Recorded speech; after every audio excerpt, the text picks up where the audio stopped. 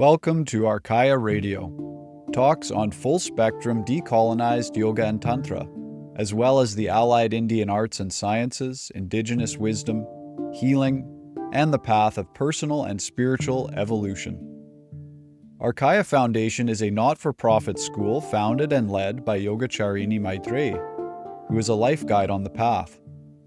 Born and raised in the yogic culture of South India, she now resides in Vancouver, Canada, and leads programs online and in person for students worldwide. Join us for the online community satsang every Saturday at 9 a.m. Pacific, or learn more about Arkaya's on-demand courses and our online 500-hour embodied expansion certification, where you can become a holistic coach, healer, trainer, and leader. Learn more at arkaya.net.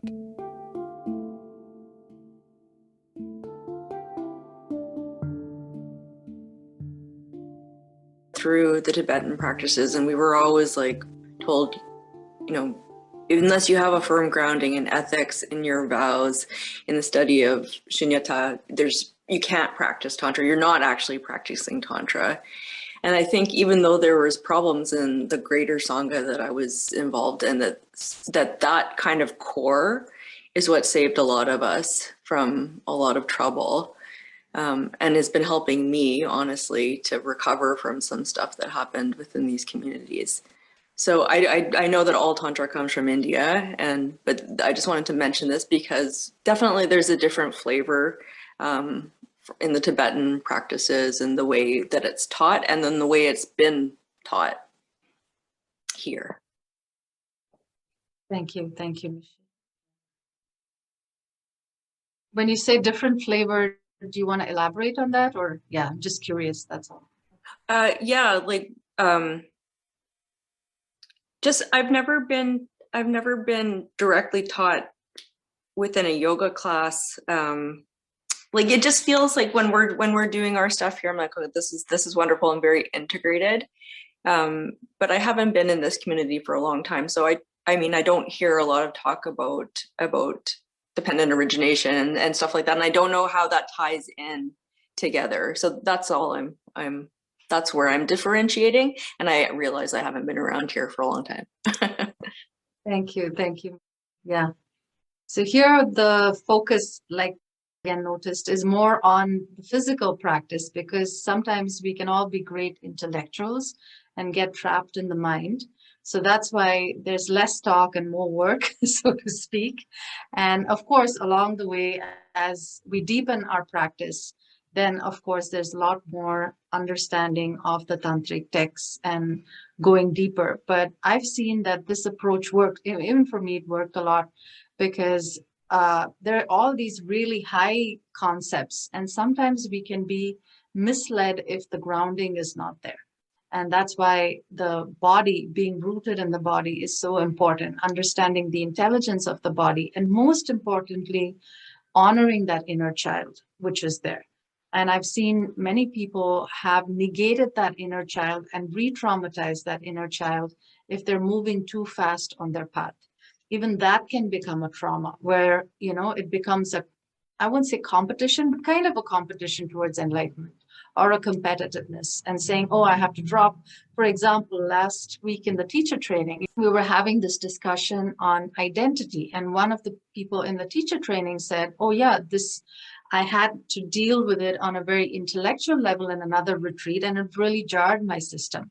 Whereas when we were talking about shunyata through the breath, which means the held in breath is kumbhaka, or fullness, the held out breath is shunyaka, or nothingness. So it is this dance of everything and nothing that we're playing in both yoga and tantra, but we're doing it in a very unconscious, or I would say in a way that's very integrated into our emotional life.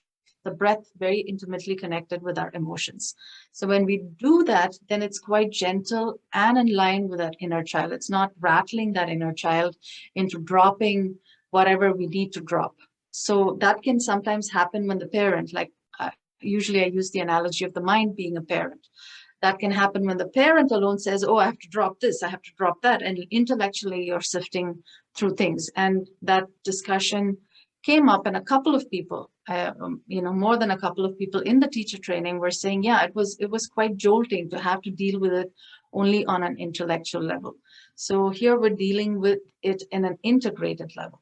And that's gentler. For me, I prefer a gentler practice for myself. And then you can always amp it up. You can always amp it up when you're ready, when your nervous system can hold that pranic current. Otherwise, we're going to short circuit ourselves. I've seen that many, many times. I started really young and I was part of many ashrams, and I've seen that short circuiting happening for many people, even through practice, when it's not having, or when it's not approached in the right way. And it creates a split or a schism in the person. Here they're talking all these wonderful spiritual things and they've attained a certain level of clarity, but because the body is not moved in tandem or in line with that, the body is behaving completely differently. Maybe they have certain addictions or certain, patterns or certain abusive, vampiristic tendencies. And I'm like, oh my God, this person's lecture was so great. Why are they behaving like this? So, and like I said, I got into it 30 plus years ago. So I had the good fortune of observing that and saying, okay, why is this happening? And therefore, a gentler path, a path where we slow down, to me feels more appropriate. So thank you for that question. I think it's very, very relevant in terms of why certain traditions or certain teachers take a different approach.